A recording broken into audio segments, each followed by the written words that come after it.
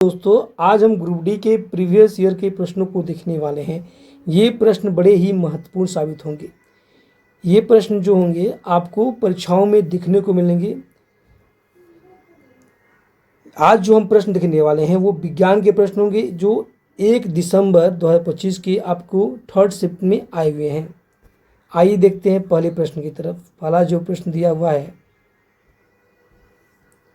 जीवन प्रक्रियाओं के लिए जीव के शरीर से बाहर से ऊर्जा के स्रोत को स्थानांतरण डैश कहा जाता है।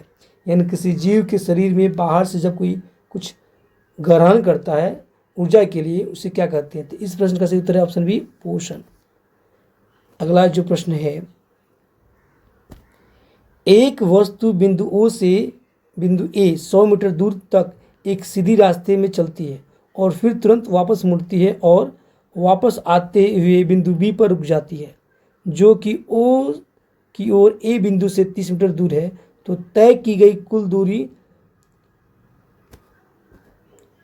विस्थापन का परिमाण क्रमशः क्या है? देखिएगा, ये यानी ऑप्शन ये ओ है, यहाँ से यहाँ तक जाती है, यानी ए है यहाँ तक, ये है 100 मीटर, आपका 100 मीटर दूर है। उसके बाद क्या आती है? यहाँ आती है, ये है बी पॉइंट, तो यहाँ से यहाँ ये 30 मीटर है।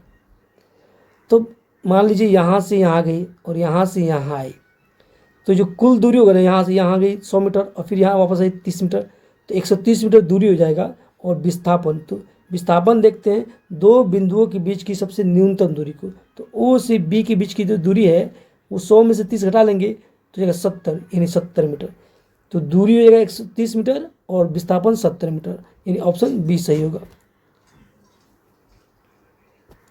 अगला जो प्रश्न है, एक धावक 175 सेंटीमीटर त्रिज्या वाले वृत्तीय पथ पर एक चक्कर 35 सेकंड में पूरा करता है, तो एक चक्कर बाद औसत वेग क्या होगा? देखिएगा, मान लीजिए ये वृत्ताकार पथ हो गया और वो क्या करता है, यहाँ से चलना प्रारंभ करता है और इस बिंदु से चल के इतने यहाँ पे और फिर यहाँ पहुँच जाता है जो, और त्रिज्या दिया है, त्रिज्या से यहाँ कोई मतलब ही नहीं है, यानी यहाँ ओ से चलना शुरू किया और फिर ओ के पे आके रुक गया, तो ये डी हो जाएगा, डिस्टेंस हो जाएगा आपका 0 हो जाएगा। तो हम जानते हैं कि v इक्वल टू होता है आपका d बाई टी, तो d है 0 और t 35 सेकेंड है, तो ये जगह 0 हो जाएगा, यानी ऑप्शन ए सही होगा, 0 मीटर पर सेकेंड।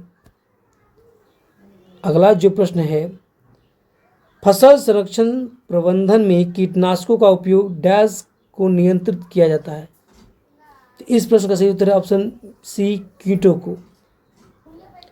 अगला जो प्रश्न है, चलती बस में खड़ा एक यात्री अचानक बस के रुकने पर आगे की ओर गिर जाता है, तो निम्नलिखित में से किस नियम को दर्शाता है? देखिएगा, इसे कहते हैं न्यूटन की गति का पहला नियम। देखिए, इसे जड़त्व का नियम भी कहते हैं। जब कोई व्यक्ति खड़ा रहता है, गतिशील रहता है, तो गतिशील ही रहना चाहता है। जब वो स्थिर अवस्था में रहता है तो अपने आप को स्थिर अवस्था में ही रखना चाहता है, तो इसे कहते हैं जड़त्व का नियम।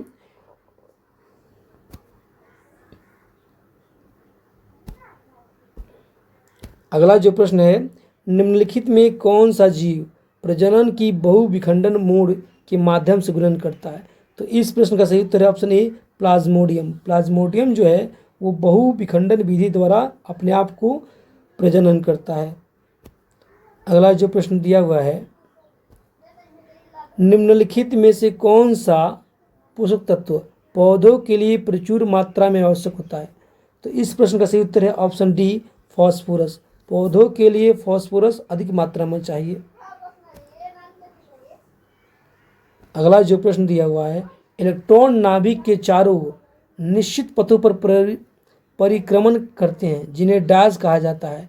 तो इस प्रश्न का सही उत्तर है ऑप्शन बी, कोष या कक्षक कहते हैं। देखिएगा, ये से हो गया आपका, ये यहाँ ये नाभिक हो जाएगा। अब देखिए, ये कक्ष होते हैं, अलग अलग कक्ष होते हैं और उस पर इलेक्ट्रॉन क्या करते हैं, गतिशील रहते हैं। तो इसके लिए सूत्र होता है 2n², नंबर ऑफ इलेक्ट्रॉन ज्ञात करने के लिए, और n हो जाता है कक्षों की संख्या। पहले कक्ष में तो 2, 1 का स्क्वायर 1 होगा और 2, यानी पहले कक्ष में 2 जाएंगे, अगले कक्ष में जाएगा 2 का स्क्वायर 4 और 2 गुना 2, तो 4 दूनी 8, 8 हो जाएंगे, फिर ऐसे करते हो जाएंगे। तो इस प्रकार से इलेक्ट्रॉन नाभिक के चारों ओर क्या करते हैं, परिक्रमण करते हैं। अगला जो प्रश्न है, द्रव का डैश, तो आकार निश्चित होता है लेकिन आयतन निश्चित नहीं होता। देखिएगा, द्रव का आकार निश्चित नहीं होता लेकिन आयतन निश्चित होता है। गैस का आकार और आयतन दोनों निश्चित नहीं होता है, जबकि ठोस का आकार और आयतन दोनों निश्चित होता है। अगला जो प्रश्न है,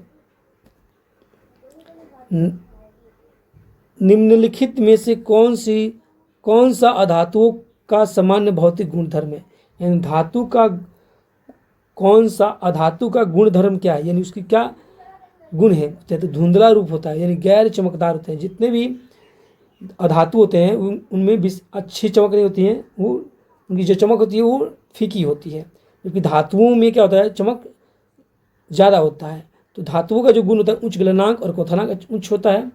आघात वर्धनीय होते हैं, यानी पीटने पे एक सोनर साउंड आपको विशेष प्रकार का एक आवाज़ निकलती है। तन्यता का गुण होता है, यानी वो उनको खींचने पे लंबी तार खींच सकते हैं।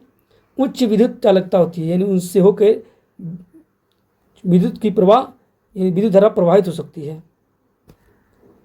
अगला जो प्रश्न दिया है, निम्नलिखित में कौन सी जीवन प्रक्रिया किसी जीव के जीवन को बनाए रखने के लिए आवश्यक नहीं है। तो किसी जीव को जीवन बनाए रखने के लिए क्या आवश्यक नहीं है। तो देखिए, पोषण आवश्यक है, पोषण के बिना कोई जीव जीवित नहीं रह सकता है। उत्सर्जन भी आवश्यक है और शोषण भी आवश्यक है, लेकिन प्रजनन आवश्यक नहीं है। प्रजनन किसी भी जीव के वंश को बढ़ाने के लिए आवश्यक है, प्रजाति को बढ़ाने के लिए आवश्यक है, लेकिन जीवन के लिए आवश्यक नहीं है, यानी ऑप्शन ए सही होगा। अगला जो प्रश्न दिया हुआ है, श्रेणी क्रम में व्यवस्थित समान प्रतिरोध R वाले 10 प्रतिरोधों को कुल प्रतिरोध डैश होगा। मान लीजिए R प्लस R ऐसे करके अगर डैश करके R कीजिएगा तो ये कुल मिला के कितने प्रतिरोध होंगे, तो ये कुल मिला के जाएंगे 10R हो जाएंगे, यानी इस प्रश्न का सही उत्तर होगा ऑप्शन सी। अगला जो प्रश्न दिया हुआ है, परिपथ आरेखों में एक टेढ़ी मेढ़ी रेखा जिग जैग लाइन का उपयोग निम्नलिखित में से किसे निरूपित करने के लिए किया जाता है। तो इस प्रश्न का सही उत्तर है ऑप्शन ए, प्रतिरोध को। प्रतिरोध को एक दर्शाने के लिए जिग जैग लाइन, यानी इसको ऐसी लाइन को प्रयोग में लाते हैं, ऐसे करके ये। अगला जो प्रश्न दिया है, किसी हॉल या कमरे में अनुरणन का मुख्य कारण क्या है। देखिए, अनुरणन का अर्थ होता है कि एक ही आवाज़ को बार बार सुनाई देना, गूंज जिसको कहते हैं। तो ये क्यों होता है, तो कठोर पृष्ठों से ध्वनि का बहुपरिवर्तन होता है। जो दीवारें होती हैं घरों की, वहाँ पे जो दीवारों से आवाज़ बार बार टकरा के बार बार वापस आती है, तो गूंज जैसी होती है, तो इसी को बोलते हैं अनुरणन बोलते हैं। अगला जो प्रश्न है, संक्षारण क्या है। संक्षारण जिसको बोलते हैं जंग लगना भी कहते हैं, तो रासायनिक परिवर्तन है। ऑक्सीजन की उपस्थिति में कोई धातु क्या करती है, उसके साथ रिएक्शन करती है, जिसको संक्षारण कहते हैं या जंग लगना भी कहते हैं। अगला जो प्रश्न है, गोल्जी उपकरण निम्नलिखित में से किस अंगक से संबंधित है। तो इस प्रश्न का सही उत्तर ऑप्शन डी, अंतर्द्रवी जालिका। अंतर्द्रवी जालिका या ये दो तरह का होता है, एक होता है स्मूथ एंडोप्लाज्मिक रेटिकुलम, यानी चिकनी अंतर्द्रवी जालिका, एक होता है रफ एंडोप्लाज्मिक रेटिकुलम, इसको बोलते हैं खुरदरी अंतर्द्रवी जालिका। तो रफ ये स्मूथ एंडोप्लाज्मिक रेटिकुलम में गोल्जी उपकरण होता है, जबकि रफ एंडोप्लाज्मिक रेटिकुलम में आपको राइबोसोम होता है।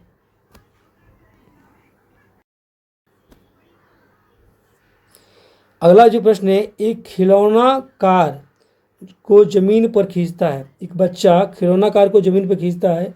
यदि बल और विस्थापन एक ही दिशा में हो तो किया गया कार्य क्या होगा। ये खिलौना है और कोई बच्चा इसको खींचता है, तो ये इधर विस्थापित होता है, तो बल और विस्थापन दोनों एक ही दिशा में है, तो इसको बल और विस्थापन के गुणनफल के बराबर होगा। अगला जो प्रश्न दिया है, ग्लूकोज का रासायनिक सूत्र क्या है? तो इस प्रश्न का सही उत्तर है ऑप्शन डी C6H12 और O6।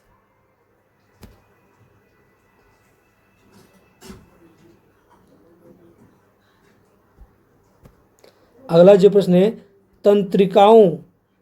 तंत्रिकाओं में कोशिका काय से जुड़े कई छोटे शाखित भाग प्रक्रियाएं होती हैं जिन्हें डैश कहा जाता है। तो द्रुमिका कहा जाता है। क्या कहा जाता है? द्रुमिका कहा जाता है।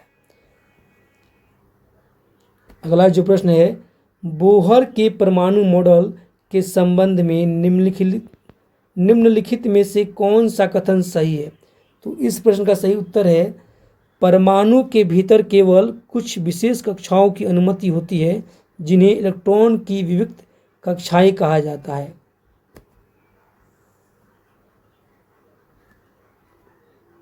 अगला जो प्रश्न है, उदासीनीकरण अभिक्रिया में अम्ल से डैश और क्षार से डैश का संयोजन होता है जिनसे जल अणु का निर्माण होता है। तो अम्ल से H+ आयन का और क्षार से OH- आयन का संयोजन होता है, यानी ऑप्शन सी सही होगा। अगला जो प्रश्न है, निम्नलिखित में से किसे समाज में खराब जीवन स्तर में योगदान देने वाले प्रमुख कारक माना जाता है? तो इस प्रश्न का सही उत्तर है ऑप्शन बी, संसाधनों के वितरण में असमानता। संसाधन के जो वितरण में असमानता है, इसी के लिए समाज में खराब जीवन स्तर का योगदान देने वाले प्रमुख कारक माना जाता है। अगर सभी के पास समान रूप से संसाधन होंगे तो जीवन स्तर बेहतर होगा। अगला जो प्रश्न दिया है, एक त्रिभुजाकार कांच के प्रिज्म में कितने आयताकार पार्श्व पृष्ठ होते हैं? तो इस प्रश्न का सही उत्तर है ऑप्शन बी 3। देखिएगा, ये त्रिभुजाकार होता है ऐसे, तो ये फलक भी क्या होता है, और ये और नीचे वाला, ये तीनों के तीनों क्या होते हैं? ये आयताकार पृष्ठ होते हैं। अगला जो प्रश्न दिया है, किसी वस्तु के आकार का वास्तविक प्रतिबिंब प्राप्त करने के लिए उसे उत्तल लेंस के सामने कहाँ रखा जाना चाहिए? देखिएगा, ये उत्तल लेंस है और ये मान लीजिए कहाँ रखेंगे कि इसके समान हमको क्या, ये समान आकार का हमको बिंब दिखाई देगा, तो इसको हम लोग क्या, फोकस की दुगुनी दूरी यानी वक्रता त्रिज्या पे रखते हैं, यानी ऑप्शन ए सही होगा।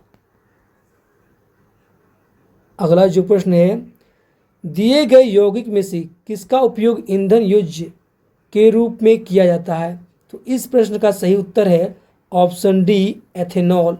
एथेनॉल का उपयोग ईंधन के रूप में किया जाता है।